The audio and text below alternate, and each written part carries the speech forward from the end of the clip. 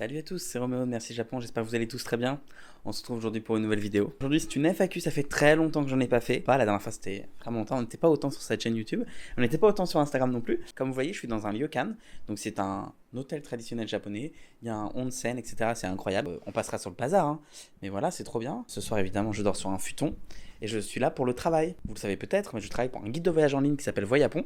Et donc parfois je voyage aussi, c'est mon travail de faire des articles, de prendre des photos, etc. Bref. Le job de rêve, on est d'accord. En tout cas, je vais répondre à vos questions maintenant. Je suis en déplacement, je ne suis pas chez moi, donc voilà, c'est un peu différent par rapport à mon micro externe. Je vais répondre à vos questions que vous m'avez posées sur Instagram. Première question que j'avais trouvée hyper intéressante. Tu as pris le rythme du monde du travail au Japon? Oui et non. C'est-à-dire que vous savez que j'ai toujours été dans des boîtes françaises auparavant, et puis j'ai aussi été freelance, donc j'ai toujours été très flexible sur mon emploi du temps. Ça, c'est quelque chose qui était très important pour moi. J'ai eu beaucoup de mal à me mettre au monde du travail japonais, mais j'ai la chance dans ma boîte au Japon d'être sur ce qu'on appelle le flex time, donc du temps flexible. En clair, pour vous expliquer la situation, je dois faire un certain nombre d'heures par semaine, qui n'est pas très élevé, qui est de 37,5 heures, donc c'est assez cool pour une boîte au Japon, pour être tout à fait honnête. Et puis ensuite, le temps, je le fais comme je veux. Donc si j'ai envie de bosser 15 heures un jour, 15 heures le lendemain, après il me reste que 7h30 à faire. Donc en gros, je peux faire 3 jours par semaine, bosser, et avoir le reste du temps de libre. Ça, c'est dans la pratique. J'ai pas vraiment de temps de travail japonais. Par contre, une chose que je fais beaucoup, c'est des heures supplémentaires, parce qu'il y a beaucoup de travail parfois, et c'est ça qui est un peu compliqué, et c'est le Japon en général. Et dans ce cas-là, j'ai pas trop le choix, je vais être tout à fait honnête avec vous. Et dans ce cas-là, ça tue un petit peu. Autant vous dire que je trouve que ça n'a rien à voir avec la France. Le moins que j'ai fait depuis que je suis arrivé dans la boîte, je crois que c'est 35 heures supplémentaires. C'est le minimum que j'ai fait en un mois, ce qui était correct. Enfin, ça allait quoi. La seule chose, c'est que dans ma boîte, je suis le seul qui fait ce que je fais, des trucs un peu techniques. Donc il y a personne qui peut faire mon travail. Je me fixe certains de mes objectifs moi-même. Oui, ça va mieux. Ça a été un peu compliqué au début, mais maintenant, disons que je me suis habitué au monde du travail japonais et que honnêtement, il me correspond assez bien dans ma boîte parce que j'ai beaucoup de temps flexible. En fait, j'ai beaucoup de flex time. Après, ça reste une boîte japonaise, 10 jours de vacances par an. Bon bah voilà. Quel est ton plat préféré japonais? Mon plat préféré japonais, c'est un okonomiyaki. Il existe plein de sortes d'okonomiyaki différents. Le mien, c'est un okonomiyaki avec ebi, donc l'ebi c'est des crevettes, avec des noodles, donc des nouilles, et évidemment sauce mayo, etc. Et puis parfois un peu de poulpe, bref, le meilleur okonomiyaki du monde. Voilà, j'adore l'okonomiyaki, c'est pas la bouffe la moins chère, mais ce que j'aime bien aussi, c'est qu'il y a des restaurants où vous avez des plaques chauffantes devant vous, vous pouvez les faire vous-même. Ça c'est sympa, voilà. Okonomiyaki c'est convivial, ça cale de ouf, je recommande. Salut, j'ai lu ton livre il y a pas longtemps, en ferais-tu un autre? Quels sont tes futurs projets? J'ai publié mon livre en décembre 2018 qui s'appelle Petit blogueur deviendra grand. C'est un livre qui a très bien fonctionné, largement au-delà de mes espérances. Il est disponible sur Amazon. J'ai rien de plus à dire que ça a été un magnifique projet. Après maintenant, aujourd'hui, ça demande beaucoup de temps de faire un livre. Ça c'était un premier livre, c'était tout petit, j'avais le temps. J'ai commencé à écrire un deuxième livre où je voulais justement vous parler des aspects un peu plus négatifs du Japon. C'est un projet que j'ai mis en attente pour le moment, que j'ai mis en pause, mais que j'aimerais beaucoup faire. Parce que ça me tient vraiment à cœur de montrer qu'il y a des choses formidables au Japon. Le Japon a changé ma vie. Le Japon m'a offert des opportunités incroyables que j'aurais peut-être pas eu ailleurs. Par contre, il est vrai, et il faut le dire, que quand malgré tout, c'est pas facile tous les jours. Voilà. Et j'aimerais bien déconstruire quelques mythes. Donc j'ai commencé à écrire ce livre, j'en ai fait 80 pages je crois. Il sera beaucoup plus dense que le premier, mais je sais pas quand je le sortirai. Il sortira peut-être dans 4-5 ans. À la base il était prévu pour 2020. Et puis il y a eu plein d'événements, il y a eu plein de choses qui font que j'ai pas eu le temps. Est-ce que j'ai d'autres projets? Non, j'aimerais beaucoup reprendre mercijapon.fr, mon blog. C'est vrai que je l'ai laissé à l'abandon. Et puis après, surtout les plus gros projets, c'est continuer YouTube. Une vidéo par semaine, ça demande énormément de temps, énormément de travail quand on fait autre chose à côté. Donc voilà, donc pas d'autres projets, pas d'EP, pas d'album. Hein. Je suis pas devenu, il me manque encore 1 million d'abonnés. C'était pas un pic, désolé. Non, c'était pas un pic du tout, je veux pas. Hein. Comment as-tu pu accéder à Nintendo World plus d'1 mois avant son ouverture? En fait, Super Nintendo World officiellement a ouvert le 18 mars à Osaka. Dans la réalité des faits, il était ouvert depuis le 19 janvier. Tous les gens qui rentraient à Universal Studios Japan, parce que Super Nintendo World n'est pas un parc d'attractions seul, c'est un land, donc c'est une partie de Universal Studios Japan. Du coup, il faut rentrer dans Universal Studios Japan pour pouvoir accéder à Super Nintendo World. C'est ce qu'ils appelaient la recherche technique. En gros, pour vous expliquer la situation, c'était juste un moyen de former les employés. Donc le parc était ouvert, mais pas officiellement. Ils n'ont pas communiqué dessus, mais le parc était ouvert. Ça permet de 1 aux équipes de se former, de 2 au public qui était impatient de venir, de pouvoir découvrir le parc. Et de pouvoir satisfaire les fans, et ceux notamment qui ont un annual pass. L'ouverture de Super Nintendo World avait déjà été repoussée une première fois. Donc voilà pour info.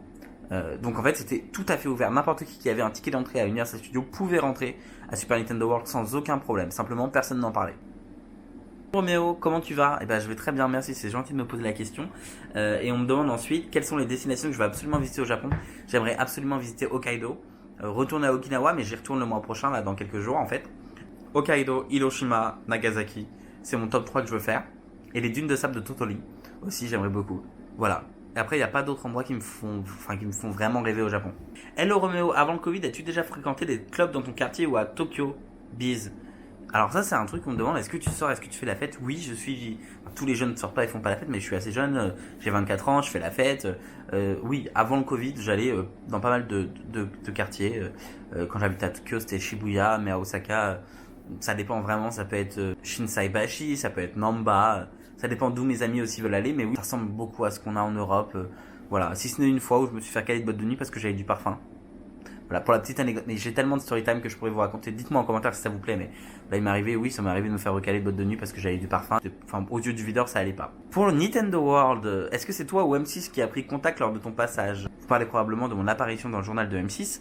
Et bah du coup, c'est le journaliste de M6 qui m'a contacté. Il m'a envoyé un message sur Instagram, un sur Twitter et un par mail, en me disant voilà, ce soir, on fait un reportage sur Super Nintendo World. On a vu ta vidéo YouTube. Est-ce que tu voudrais participer? J'ai dit oui. Ils ont bien aimé apparemment la façon dont je me suis exprimé. Il paraît que c'était clair et pertinent. Donc voilà, je suis trop content. Merci pour tous vos retours, ça m'a fait plaisir. Mais je peux pas en dire plus pour le moment. Je peux pas préciser plus d'infos. Restez connectés dans quelques jours. Peut-être que vous allez me revoir dans votre télé. Voilà, c'était tout pour l'info. Et ce serait bien plus long et ce sera un documentaire où vous devriez me voir beaucoup plus. Mon pire souvenir culinaire du Japon, c'est une drôle de question. Mais il y a deux choses que je ne peux pas manger, que je ne peux pas vraiment pas manger, c'est le natto. Ça me donne envie de vomir. C'est de la nourriture fermentée. Je peux pas. C'est comme des haricots fermentés. Vraiment, je vous jure que rien qu'en parler, ça me fait tirer au cœur. Je ne peux pas. L'odeur, tout, vraiment, ça me rend malade. J'ai jamais eu un aliment comme ça qui m'a mis si mal. Donc ça, je vous dirais le natto. C'est mon pire expérience culinaire. Et après, j'ai un vrai problème avec l'umeboshi. L'umeboshi, c'est de la prune séchée qui est hyper amère. On dirait une poule. L'umeboshi natto, c'est mes pires expériences. Salut Roméo, y a-t-il toujours une partie Harry Potter à Universal Studios Japan? Tout à fait. Il y a une partie Harry Potter à Universal Studios Japan. Je vous ferai peut-être une vidéo parce qu'on me l'a demandé. Ce sera une vidéo bonus à mon avis. Il existe une partie Harry Potter avec 3 attractions. Une attraction qui est un peu, disons, une animation. Un petit spectacle qui dure 5 minutes de magie. Il y a ensuite l'attraction Harry Potter classique qui est vraiment bien. Puis il y a un mini roller coaster. Enfin, il n'y a aucune sensation, ça dure vraiment pas longtemps, qui est pas incroyable. Mais l'attraction même qui est dans le château est vraiment bien. On peut aussi juste marcher, se balader dans le château. Donc ça c'est cool pour regarder un petit peu tout ce qu'il y a dans le château, c'est-à-dire les décors, etc. Je pense que les fans d'Harry Potter kifferont. Puis quand t'arrives, t'as la musique, enfin, c'est vraiment, je trouve que la partie Harry Potter à Universal Studios est incroyable et vraiment très bien. C'est quand même petit, hein. C'est-à-dire qu'il faut quand même gardez en tête que c'est petit. Vous faites le tour moins d'une heure quand même. Quelle a été ton expérience professionnelle la plus incroyable? Waouh, c'est une très bonne question. Je pense que la plus incroyable, ça a été être blogueur voyage à temps plein. J'ai voyagé partout, j'ai gagné ma vie comme ça. Je sais que c'est pas bon du tout pour la planète, mais j'ai pris énormément d'avions en 2019, vraiment. J'ai voyagé partout, vraiment. J'ai fait des articles incroyables. J'ai fait des belles photos, j'ai des souvenirs plein à la tête, j'ai vécu un rêve de gamin, j'ai visité plein de pays d'Asie, plein d'endroits qui me faisaient rêver depuis des années. J'ai pu partager ma passion, j'ai pu en vivre. Professionnellement, c'était fou. C'était très fatigant, mais c'était fou, c'était mon plus beau souvenir. Et après, si on me dit si tu dois sélectionner une expérience vraiment, pas qui t'a marqué globalement, mais que t'aimes par-dessus tout, je dirais, quand je suis professeur, pendant 4 années, j'ai eu la chance d'être professeur auprès d'étudiants, à l'université de Bordeaux notamment. Et c'est pour moi, à mon sens, la meilleure expérience professionnelle que j'ai fait. Voir ces étudiants, les comprendre, essayer de voir le parcours, ce qu'ils veulent faire, les pousser à faire ce qu'ils aiment. Je dis pas que je sais pas si j'étais un très bon professeur. En tout cas, une chose est sûre, c'est l'expérience qui m'a le plus marqué, c'est l'expérience qui m'a fait le plus vibrer. C'est-à-dire que tous les jours quand je me levais et que j'avais donné des cours, mais je savais que là j'avais la pêche et que ça donnait du sens à mon travail. Plein de fois aujourd'hui, je me dis mais est-ce que Roméo, le travail que tu fais aujourd'hui, il a du sens? Plein de fois, je me pose la question. Et c'est pour ça que j'ai arrêté d'être community manager parce que, à mon sens, il n'y a pas de sens. Enfin, à mon sens, il n'y a pas de sens. Non. À mon avis, il n'y a pas de sens en fait. Disons que faire bouffer de la pub Facebook aux gens, hormis si tu fais du community management dans un domaine très particulier, éco-responsable, dans un domaine caritatif, etc. Oui, peut-être que ça vaut le coup, mais pas là. Donc voilà, moi je dirais professeur. Ça a vraiment été l'expérience que j'ai préférée. À tel point que je me suis posé la question est-ce qu'il ne faudrait pas que je reprenne des études pour être prof, vraiment, à temps plein. Donc professeur vacataire. Et puis après l'expérience la plus folle, la plus incroyable, on va pas se mentir, ça a été blogueur voyage à temps plein. Hawaï, Vietnam, partout dans le Japon, Taïwan, Malaisie, Singapour, Thaïlande. J'en oublie tellement j'ai fait de voyages et que j'ai visité de trucs. Donc la réponse elle est très simple, vous l'avez compris. Encore aujourd'hui, il m'arrive des fois où je suis un peu nostalgique de tout ça. Puis après je réalise que c'est bien aussi quand ça s'arrête, ça te fait réaliser que le monde il est pas comment dire, Si tu veux, j'étais un peu déconnecté et donc parfois je pense que c'est bien d'être revenu à la réalité. C'est pas ça la vraie vie, ça va pas durer toute ta vie. Et je pense que c'est important d'en avoir conscience. 3 préfectures à visiter absolument quand on vient au Japon. Et bah Okinawa, vraiment, number one. Je dirais la préfecture d'Osaka. Alors, c'est pas vraiment la préfecture parce qu'à côté il y a la préfecture de Nara, etc. Mais justement, si tu visites la préfecture d'Osaka, t'es juste à côté de Nara, juste à côté de celle de Wakayama, Hyogo, donc Kobe, etc. Et donc t'es à côté de tout. Donc je te conseillerais de faire Osaka et du coup d'aller partout à côté. Je l'ai réuni en une seule parce que c'est vraiment central et c'est cool. Et enfin, la dernière, la préfecture de Fukuoka. Fukuoka est une ville et un endroit qui m'a énormément marqué, enfin une préfecture qui m'a profondément marqué pour la gentillesse des gens, pour l'accueil, pour la beauté des lieux. Je sais que c'est pas le cas de tout le monde, mais je trouve qu'il y a c'est un monde à part. C'est un peu comme Okinawa. Certains me diront peut-être Hokkaido, mais j'y suis jamais allé, j'espère pouvoir y aller cette année. Pour un visa étudiant, tu me conseilles Kyoto ou Osaka? Alors je n'ai jamais été étudiant, donc c'est compliqué, mais moi je te conseillerais plutôt Osaka, parce que c'est une ville dans laquelle je me sens bien, c'est une ville où les gens sont assez directs, et t'es un peu moins, disons que quand il y a beaucoup de touristes, Kyoto ça peut devenir un peu pénible, en tout cas moi c'est pas une ville que j'apprécie énormément pour ça, donc je te dirais Osaka en plus pour faire la fête, c'est beaucoup mieux si tu veux sortir et profiter. T'es vraiment plus proche de tout. Moi je dirais vraiment Osaka était central de tout. Donc le week-end quand tu veux partir, bah, c'est plus facile de partir en week-end partout depuis Osaka que depuis Kyoto. T'as aussi les aéroports qui sont là-bas, enfin qui sont à Osaka, donc tu peux bouger partout dans le Japon parce qu'il y a beaucoup de vols locaux. Il y a le Shinkansen qui part de Kyoto, mais moi personnellement je trouve que Shin-Osaka, gare de Shinkansen, est plus pratique. Voilà, c'est ma recommandation. Comment c'est le Japon avec le Covid et tout? Alors le Japon vient de sortir à Osaka en tout cas de l'état d'urgence, mais les cas augmentent un tout petit peu encore, enfin réaugmentent un petit peu. Je trouve que le gouvernement a très très mal géré cette crise. Je trouve que le gouvernement s'est foutu de notre gueule. Je ne comprends pas comment on peut dire gérer une crise et laisser des gens mourir comme ça, sans tester les gens, sans prendre en compte la totalité des tests.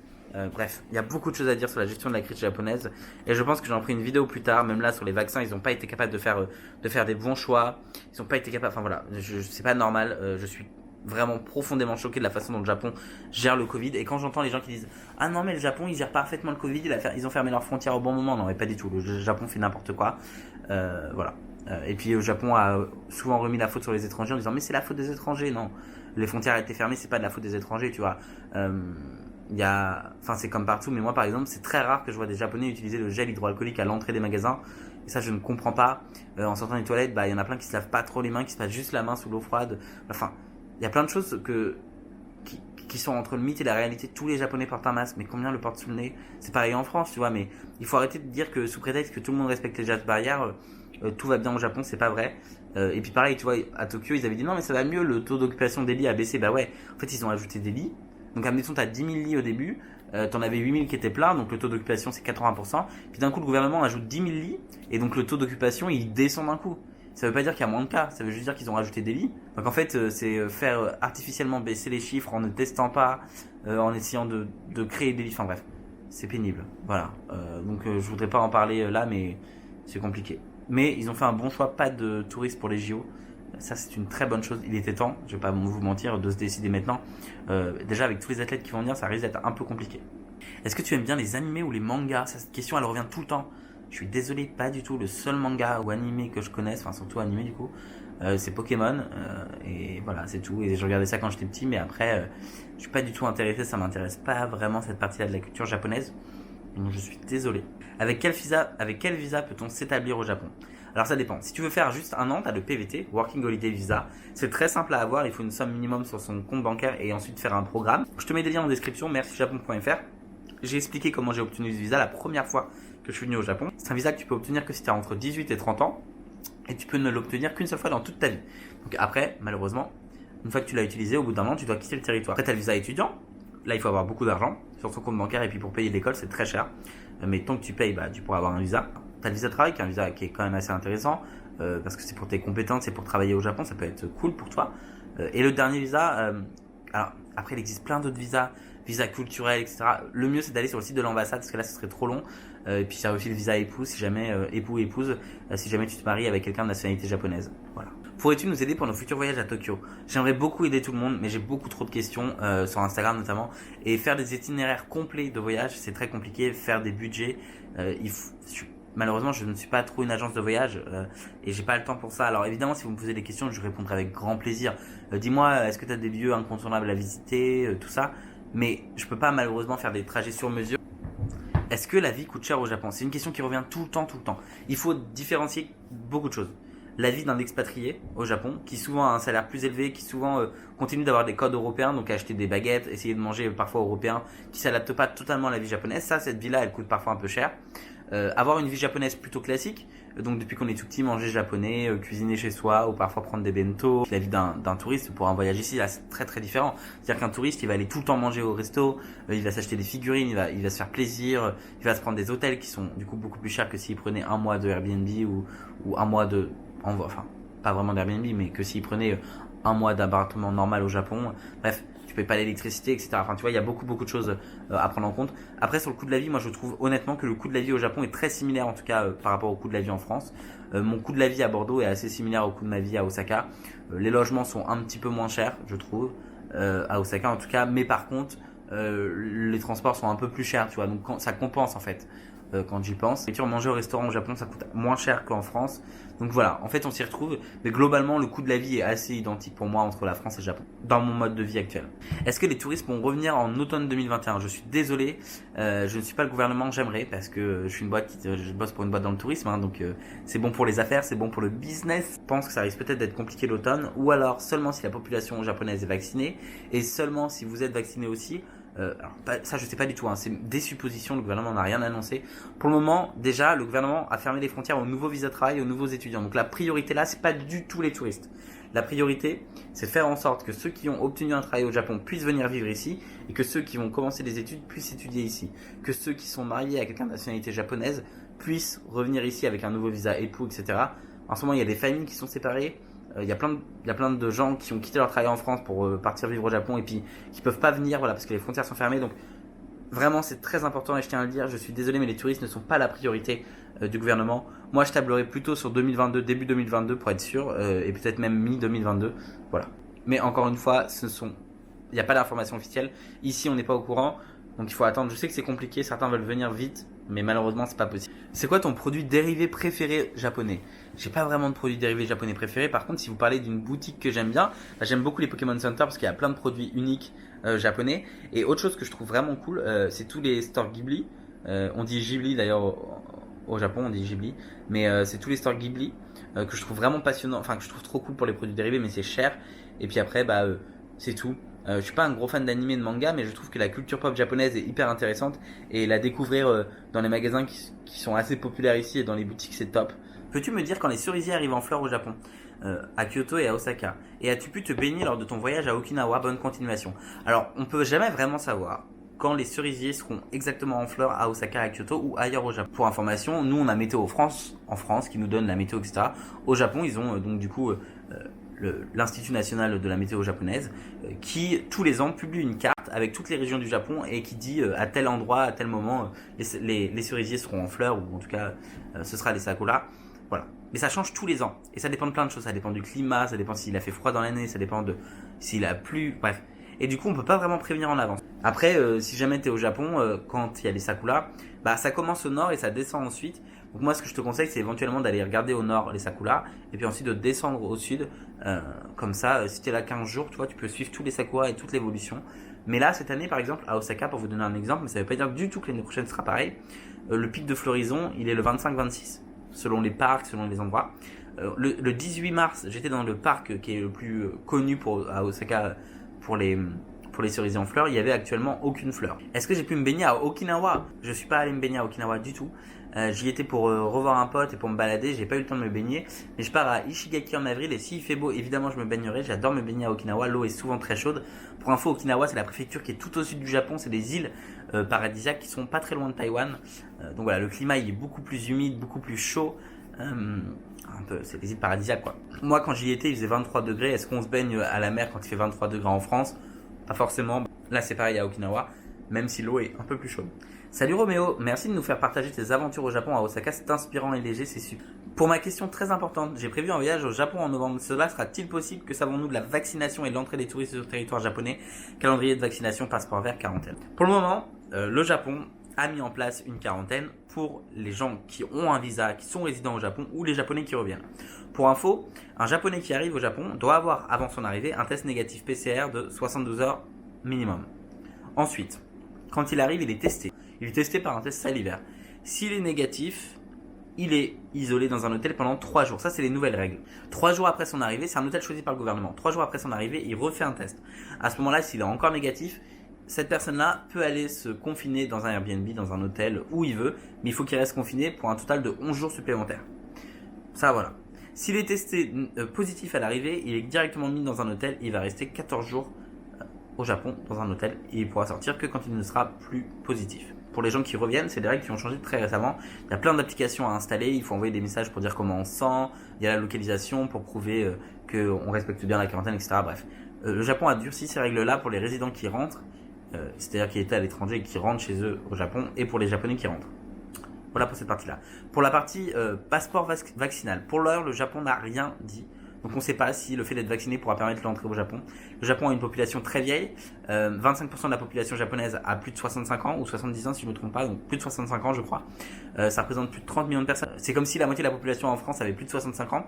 C'est colossal, donc le Japon ne peut pas prendre de risques là-dessus. Actuellement, le Japon est en train de vacciner les personnels soignants, médecins et infirmiers. Mais c'est très lent. Pour le moment, on n'a qu'un vaccin ici, c'est Pfizer. Moi, j'espère pouvoir me faire vacciner par exemple en septembre, octobre, dans le meilleur des cas. Donc c'est très compliqué, ça risque d'être très long. Voilà. Pour vous donner une idée, je pense que la vaccination totale de la population japonaise, ce sera peut-être novembre, décembre. Ce serait déjà un exploit si le gouvernement fait ça. Moi, je te conseille en novembre, ça me semble peut-être possible, mais ce sera tout juste la réouverture peut-être. Moi, je viserais plutôt sur début 2022 pour être sûr. Là, ils viennent d'annoncer, du coup, comme je disais tout à l'heure, qu'il n'y a pas de touristes pour les JO. Donc voilà, c'est tout. Donc pour moi ça veut quand même dire beaucoup. J'espère que cette première FAQ vous aura plu, c'était bien, il y a eu des questions très variées, je vous remercie infiniment. Je vous souhaite à tous un bon dimanche, j'espère que cette vidéo vous plaira. Je vous dis à très bientôt pour une nouvelle vidéo, c'était une vidéo chill, une vidéo FAQ, directement ici, regardez, ce soir je dors dans mon futon. Elle est pas belle la vie là. Bon, c'est un peu dur, je suis pas fan de futon, mais bon. C'est gratuit, hein, c'est pour le travail, hein, on va pas se plaindre. Hein. Prenez soin de vous, je suis désolé pour la lumière, tout était pourri. Pour information, à la base, je devais vous tourner une vidéo à Super Nintendo World. Et puis voilà, finalement, j'ai un embargo, je ne peux pas dévoiler d'image pour le moment. Mais ne vous inquiétez pas, ce vlog est enregistré et arrivera très bientôt. Prenez soin de vous, n'hésitez pas à liker, commenter, partager si vous avez aimé. Et surtout, abonnez-vous. Bye.